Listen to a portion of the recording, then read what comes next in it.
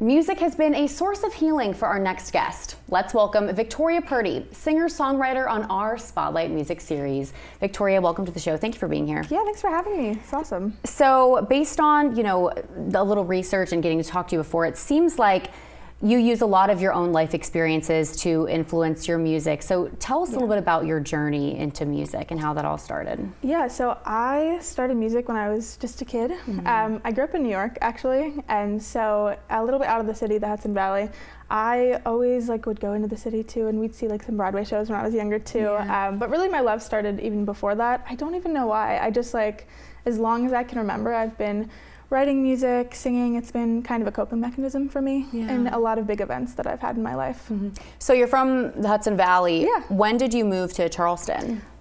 3 years ago. 3 years ago? Yeah. How are you liking it so far? I like the weather so much better. The weather is wonderful. I do miss the snow. It would be nice to have a snow day, which we did have this year. Which we did, in all fairness. You did. So you've been writing and singing for as long as you can remember. Yeah. And you also are into acting. You mentioned you watched a lot of musical theater growing up. Yeah. Did that come later on in life? Yeah, it came a little bit later.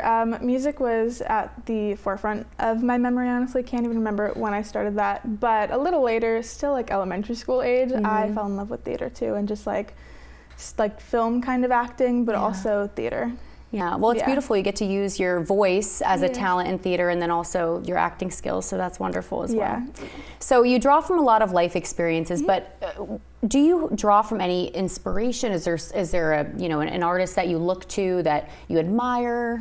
Ooh, I love Maisie Peters. Maisie Peters. Yeah, I don't know if you know who she is, but she is a storyteller. So her songs aren't so belty and high and all of that. More so, she's a really good storyteller. She uses her guitar and just her lyrics and vocals as a source of storytelling. So that's my favorite thing. Yeah. Yeah. So you've been doing this, since you could remember. But when did you kind of write your first song? I think I was 6. Really? And it was so bad.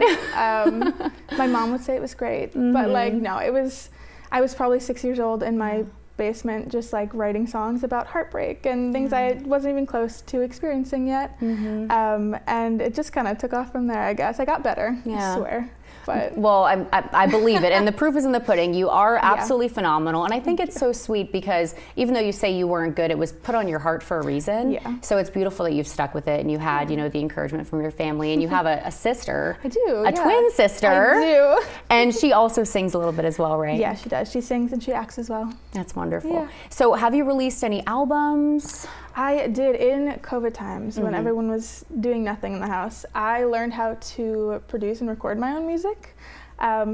Granted, I could use some help on it still, but I learned how to do all of that when it was during lockdown and everything. So I took a bunch of my old songs. I was going through a breakup and I was just trying to heal with it as I do with music.